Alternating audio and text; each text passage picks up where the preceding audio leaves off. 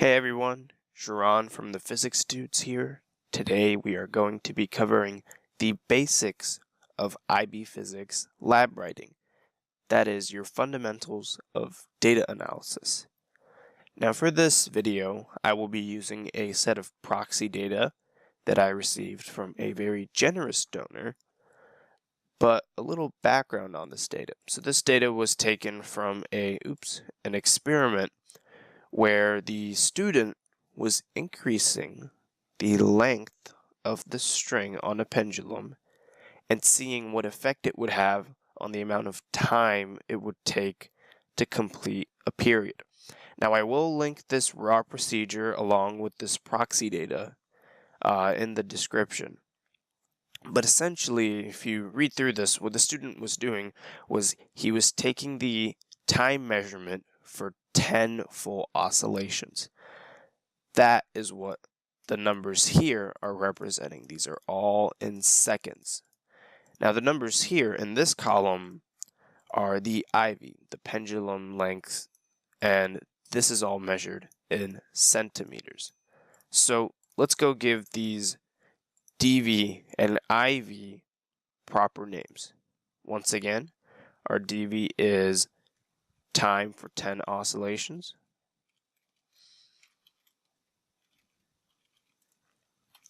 And the units are very important. You always want to clearly label how these numbers are measured, what they mean in the real world. So seconds, and then right here,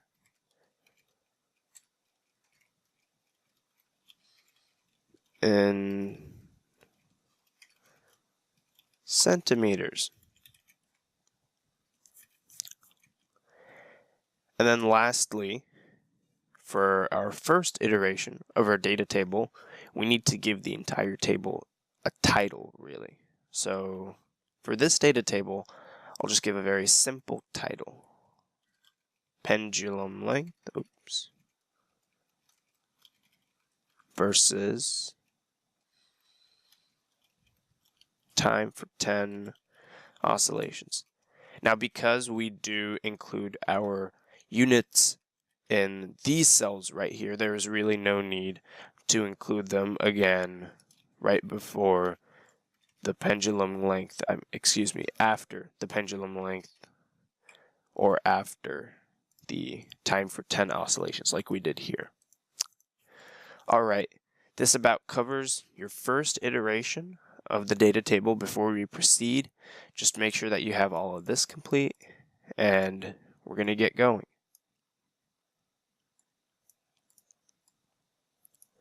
Alright, now in IB Physics, you have probably been introduced to the concept of uncertainty. And uncertainty is really a measure of a range that the measurement could have fallen in due to other extraneous factors, some of which you might have caused and some which are inevitable just because of the inherent design flaws within almost every experiment that you will be conducting at your time at Marshall. Now, our first basic uncertainty will be tool uncertainty. Tool uncertainty is defined as the delineation of tools divided by 2. And so when we go back to our procedure, we can check that the meter stick had 1,000th of a meter or millimeter delineations. And when we go back here, we do have our pendulum lengths measured in centimeters. So that would be 0.1 centimeters, and half of that would be 0.05 centimeters. So we're going to add that into this cell right here. We will be going to insert, symbol, and then there's this plus minus sign around right there, and we're going to click insert. Now copy that to your clipboard because you will be using it again. But like I just said, we're going to add in 0.05 centimeters. That is your tool uncertainty, because you never know if the measurement could have fallen in between those millimeter marks. You only know based on the precision of the tool, and that precision of the tool was its delineation, 1 millimeter. Now, for the time for 10 oscillations, when we go back to the procedure, we see that it is a stopwatch with 0.01 delineations. Now, a slight error was made here in this procedure, and it's that this stopwatch wasn't specified whether or not it was digital or entirely manual. And the problem with this is that digital tools have a different formula, to calculate their tool uncertainty. Now, almost all stopwatches at Marshall should be digital, so we will be going with that assumption. Now, we see here that the delineations are 1/100th of a second, and when it comes to digital tools, we don't divide by 2. It's simply the delineation. And that's because the additional digits aren't being displayed on the tool. So we're going to go in here and do plus or minus 0.01 seconds. And so that about covers your first type of basic uncertainty for your data tables. Now, when we go a little further, we're going to talk about slope uncertainty, max-min uncertainty, propagating uncertainty, all of this advanced stuff. But for now, we're going to have tool uncertainty, and that'll be it. Now, if you would like to think a little deeper, you can definitely say that 0.01 sounds like a very small range for your measurement to be incorrect. And you're absolutely right, because the human reaction speed is 0.2 seconds. That is a much larger window than 0.01 seconds. So if you wanted to, you can definitely go with 0.2. However, because all of your data is in the precision of the digital timer all the way to the hundredths place, your uncertainty should also match that precision, right? That's what we would think. But there's a small problem. Whenever we do absolute uncertainty, it can only be in one significant figure. What that means is that we need to go back to the data it corresponds to, so all of this data, and make sure that it matches the precision of our uncertainty. So our uncertainty is up to the 10th place, so all of our data can only be to the 10th place. So we're going to go to Home, and then we're going to click on this button, right there. Now, for the purposes of this video, I do use Excel, and I highly recommend that you use only Excel. When we get to the more complex stuff, Google Sheets simply does not have the tools to perform those additional creations. For example, specifying error bars within your graphs, and max-min slopes, adding trend lines, things like that. Google Sheets can't really compete when it comes to that level of data analysis. All right, so at this point, we have uncertainties on both our IV and our DV, and we also have precision matched all of our data properly. So now we're going to go ahead and do a little bit of processing.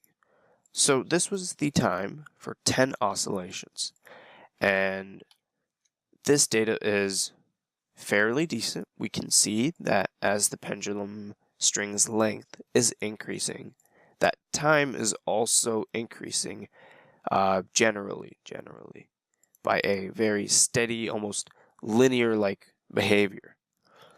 But the problem is that we can't really graph all of these trials and all of the data points within these trials. That would be 25 points. In IB, what we do is we take the average of each level and all of its trials. So we're going to hit equals and type average. And you're going to double click on this right here, this formula, and you're just going to select all the trials for that corresponding level of pendulum length. Close parentheses, enter. Wonderful. And then we're going to click this little square here in the bottom right hand corner and drag it down. Boom. Now you have your averages for all of your pendulum lengths. Now you might be wondering, hey, what's the uncertainty on this average? Well, there's actually a formula for that, and it can be best talked about as a repeated trial uncertainty. So that's what we're going to be calling it. Repeated trial uncertainty. And this is going to be equal to the standard deviation based on the entire population given as arguments. So for IB physics, you will be using .p. And this is a physics lab, so we will be using .p. However, for all you biology students, you should be using .s, because .s assumes that your data will have a bell curve distribution, a Gaussian distribution. .p, however, does not. And this is because in physics, there will always be a clearly, almost sort of defined pattern prediction sort of for how the data is going to react. You know, having a almost logarithmic relationship or a linear relationship. It's not really going to be distributed in a sort of bell curve manner like IB Bio. So we're going to click on .p, double click, and then again select those trials, close parentheses, and hit enter and drag down. Again, we can only have our repeated trial uncertainty or any absolute uncertainty for that matter in one sig fig. So we're going to reduce our sig figs and it precision matches. Wonderful, wonderful, wonderful. Now the last step that I will be showing you in this video is how to make a simple graph. We're going to click on this column and then hold Control and then highlight this column. Go to Insert. You want to click on this little scattergram picture right here and then click the first scatter.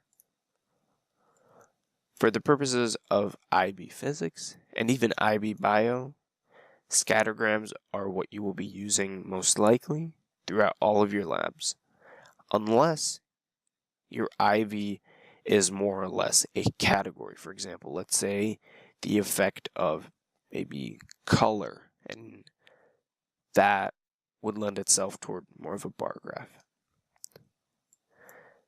Again, just like our data table, we need proper labels, so we will have axes titles.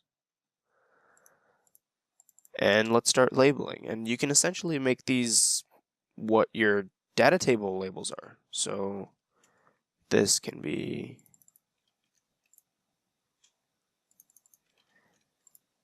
pendulum length versus time for 10 oscillations.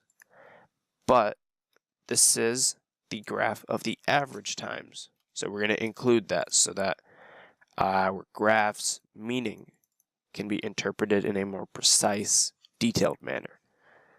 Again, this is pendulum length